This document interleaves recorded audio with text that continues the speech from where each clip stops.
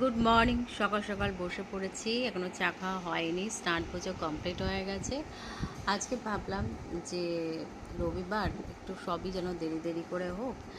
আর রবিবার মানেই তো ছুটি, কিন্তু আমাদের কি ছুটি থাকে? তো যারা সংসারে কাজকর্ম করে, মানে আমাদের মতন হাউসওয়াইফরা, তাদের ছুটিটা কমই থাকে। আর মনে হয় রবিবার আসলে আমাদেরও মনে হয় যেন একটু ছুটি পেলে ভালো হয়।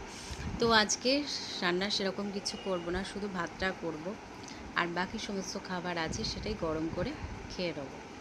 তো ওই জন্য এখনও চা খাওয়া হয়নি, চাটাকে ঠান্ডা করতে দিয়েছি, এরপর খাবো।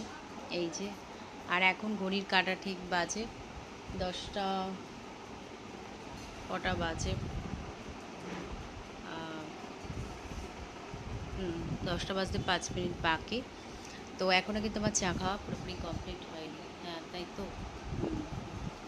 আর আমি সোফাতে বসে আছি, বসে আরাম করে চাটা খাবো, কারণ চা জিনিসটা আরাম করে খেতে হয়। তো ভাবলাম না, এখন বসে আছি এইটুকু বকবক তোমাদের শেয়ার করি। তো চলো এখনকার মতো ভিডিওটা এন্ড করি, পরের ভিডিওতে ফিরে আসছি। ভিডিওটা ভালো লাগলে প্লিজ লাইক করো, কমেন্ট করো, শেয়ার করো, আর সাবস্ক্রাইব করতে ভুলে না। চলো এখনকার মতন টাটা।